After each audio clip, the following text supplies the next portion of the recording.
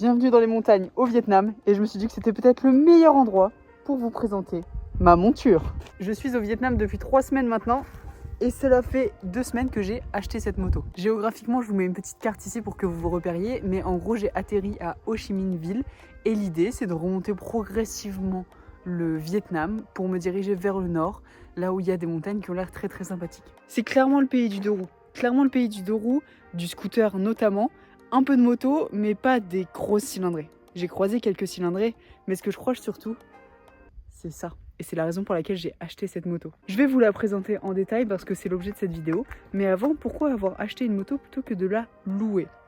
Il est tout à fait possible de louer moto, scooter sans difficulté et c'est vraiment pas très cher. Je crois que j'ai vu que c'était à 60-65 € le mois dans certaines villes. Et ça peut être sur des longues durées, donc ça, il n'y a pas de souci. Il est même possible d'en louer une dans une grande ville et de la rendre dans une autre grande ville, donc du sud vers le nord par exemple. Donc ça aurait complètement pu être une possibilité. Cependant, 2 choses de mon côté. J'aimerais potentiellement aller au Laos et peut-être au Cambodge ensuite, je ne sais pas, et y aller avec cette moto-là. Donc avoir une moto qui fait la route avec moi et donc que je ne pourrais pas potentiellement redéposer à une agence au Vietnam, parce que peut-être que je ne reviendrai pas au Vietnam si je vais au Laos. Enfin, vous avez compris, en gros, je ne sais pas quel est le trajet que je vais effectuer, donc c'est plus simple pour moi de l'acheter.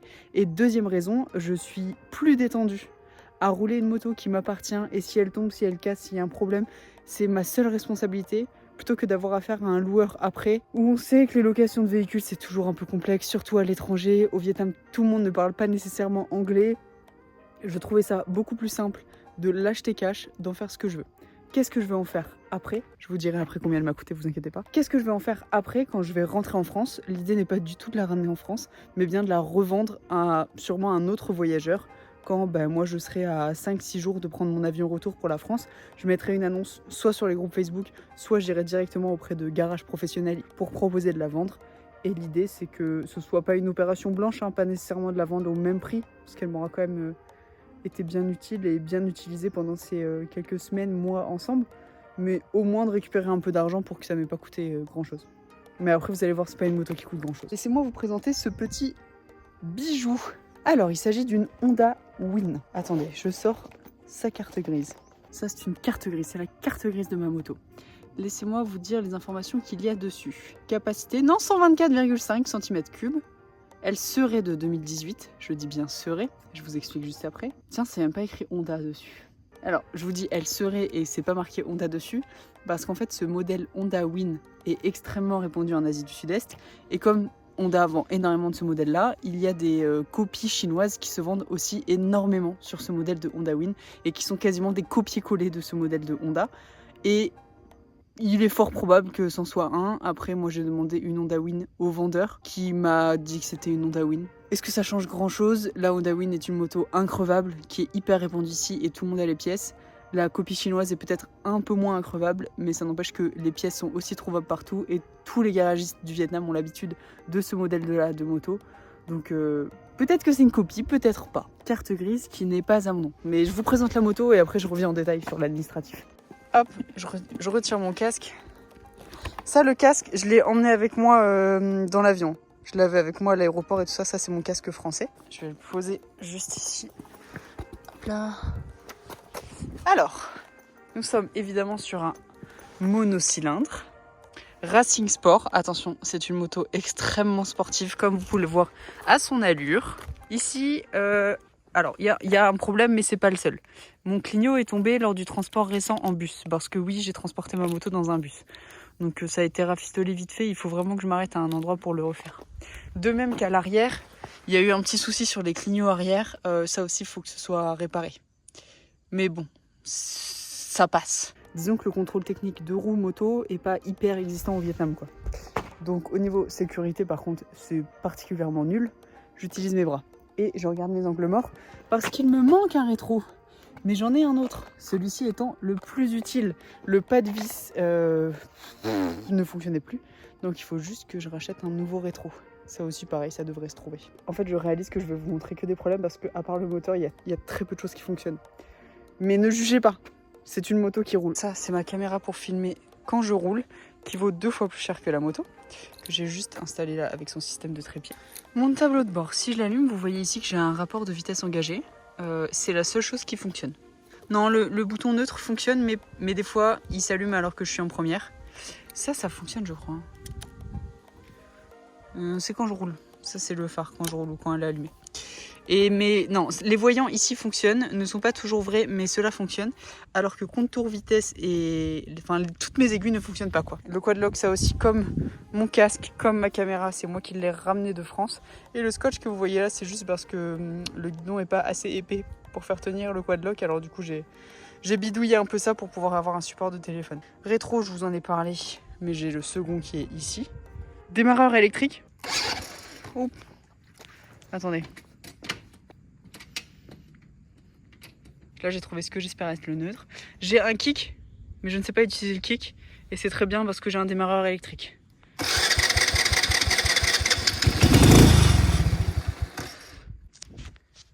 Vous avez le droit de vous moquer, clairement.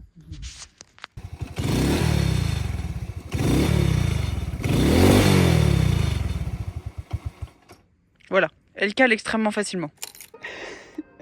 J'ai conscience que c'est la pire présentation moto du YouTube français.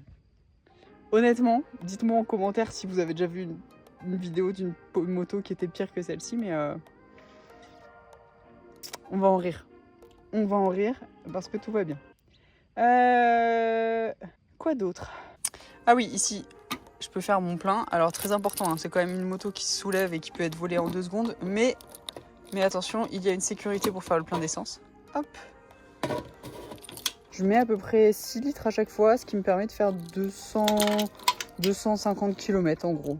Ce qui est vraiment pas mal. En vrai, je consomme rien, mais en même temps, je peux pas exactement vous dire à quelle vitesse je vais au max parce que mon compteur ne fonctionne pas. Mon compteur ne fonctionne pas.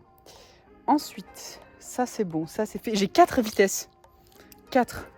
Ce qui est pas mal. Là, actuellement, je suis en montagne.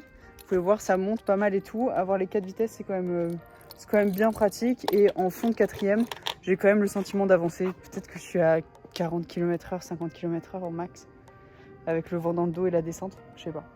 Ah, au niveau freinage, frein avant, frein arrière, évidemment. Freinage Cobon, je sais pas comment vous dire. Tiens, j'ai perdu une vis là. En fait, ce qui est exceptionnel avec cette moto, c'est que j'ai l'impression de découvrir tout le temps des trucs. Là, je pense qu'il manque un truc.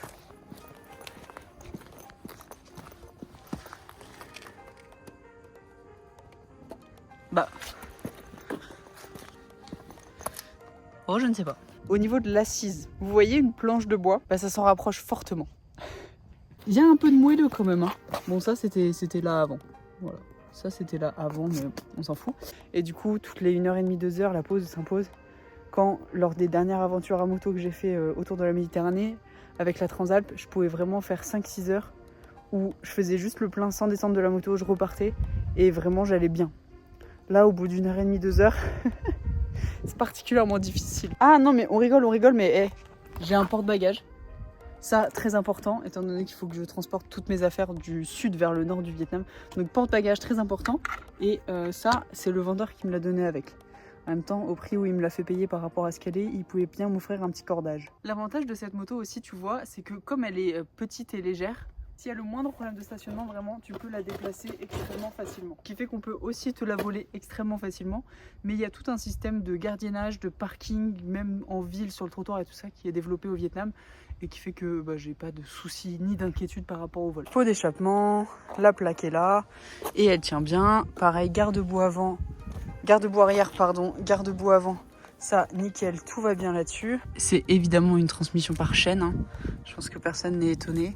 Ah, au niveau des entretiens, je vous en ai parlé dans une récente vidéo sur Instagram.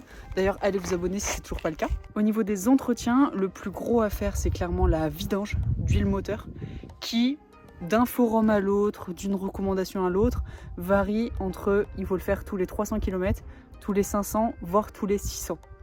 Ce qui est extrêmement régulier, parce que en fait, je dois presque faire une vidange toutes les semaines. Et la vidange coûte environ 3-4 euros. Ce qui n'est absolument pas grave du coup, financièrement, c'est pas le problème, c'est juste que je trouvais ça hyper régulier. Pour en avoir parlé avec certains d'entre vous sur les réseaux sociaux, vous aussi vous étiez surpris que ce soit si régulier que ça. Mais vraiment, d'un site à l'autre, d'une recommandation à l'autre, même le garagiste qui m'a vendu la moto me disait tous les 500. Sur la fiche technique de la Honda Win, sous réserve que ce soit bien une Honda Win, mais bon, si c'est une copie, j'imagine que c'est l'équivalent, ils disent qu'effectivement la vidange doit arriver tous les 1000 km. Ça c'est la fiche technique de ce modèle-là, et donc du coup c'est plutôt ce que je vais respecter, pas que ça me coûte de l'argent ou que ça me prenne du temps, parce qu'en fait la dernière vidange que j'ai fait en 15 minutes c'était fait, les mecs ont pris ma moto tout de suite, s'en sont occupés, et ça m'a coûté 4,20€, 4,60€ je crois. Le plus gros de l'entretien que j'ai à faire c'est vraiment cette vidange-là. Et puis un petit entretien de chaîne, ça fait jamais de mal. Avant de parler de son prix et de comment on fait administrativement pour acheter une moto au Vietnam, je vous parle très rapidement de mes équipements. Il commence à avoir quelques gouttes de pluie alors qu'il fait 26 degrés. Et pendant ce temps, la neige est tombée hier soir à Paris. Donc tout va bien, pas de quoi se plaindre. Niveau équipement de protection moto, sauf erreur de ma part, au Vietnam, le casque est obligatoire, mais on est vraiment sur du casque, même pas du casque de vélo, vraiment une petite coque en plastique extrêmement fine qui est portée par la grande majorité des gens ici. Même les motos de location, les scooters de location, c'est ce que donnent les agences. C'est vraiment des tout petits casques où je me dis mais ça ne protège rien. Enfin, entre ça et ça, je vous mets une photo juste ici, mon choix est extrêmement vite fait. Ça, je le savais déjà parce que c'est à peu près la même chose au Mexique où j'avais pu conduire il y a 1 an et demi. Et c'est la raison pour laquelle j'ai directement voyagé avec mon casque. Niveau sécurité de ma tête, je voulais prendre aucun risque. Et du coup, c'est pour ça que je suis venue avec mon propre casque. Pareil pour les gants. Je n'ai vu personne, à part moi et 3 Australiens qui sont en train de faire le tour du monde à moto, que j'ai croisés dans une auberge. Je n'ai vu personne porter des gants. Je les ai pris avec moi, c'est les mêmes que ceux que j'avais pour le tour de la Méditerranée. Ils sont très bien quand il fait chaud, ils sont fins, c'est nickel. Et à la fois, ils ont toutes les protections en cas de chute. Parce que, certes, c'est pas une moto qui va très vite, et la plupart des motos ici ne vont pas vite du tout, au contraire de toutes les grosses cylindrées qu'on a chez nous. Mais si je tombe, mon voyage est terminé, quoi. Déjà, tomber en France, c'est compliqué, mais tomber à l'étranger et se faire vraiment mal, d'autant plus complexe. Après, vous le voyez, je roule pas avec une veste. Par contre, j'ai toujours avec moi quand je roule tout un gilet anti avec les protections coude, épaules, dorsale et plastron. C'est normalement un équipement de motocross que j'ai pris avec moi parce que là encore, la logique était de se dire si je tombe, ce sera pas à une grande vitesse. Donc c'est pas tant l'égratignure et... Mince, j'ai oublié le mot. Dites-moi en commentaire, c'est quoi le mot? L'érosion? Enfin, le fait que sa peau, elle... c'est pas ça qui me fait le plus peur, c'est vraiment le choc. Et du coup, j'ai toutes les protections en D3O au niveau du haut du corps. Et au niveau bas du corps, je porte constamment un jean. Aujourd'hui, c'est exceptionnel que je porte un pull parce qu'il pleut un peu. Mais un bout de tissu. Alors, ça n'a pas d'impact anti-pollution énorme, mais dans les grandes villes, il y a tellement de monde, tellement de deux roues, de scooters, tellement d'embouteillages que la pollution de l'air est hyper présente.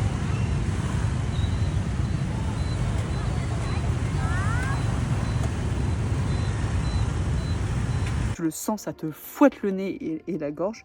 Et du coup, dès que je suis dans une grande ville où je sais que ça va pas mal bouchonner, embouteillage et tout ça, j'ai toujours ce tissu-là juste pour cacher mes voies respiratoires. C'est pas un élément médical, mais je sais pas, ça me donne l'impression que c'est moins pire, en gros. Comment j'ai acheté cette moto? Ça, c'est l'équivalent de la carte grise de chez nous.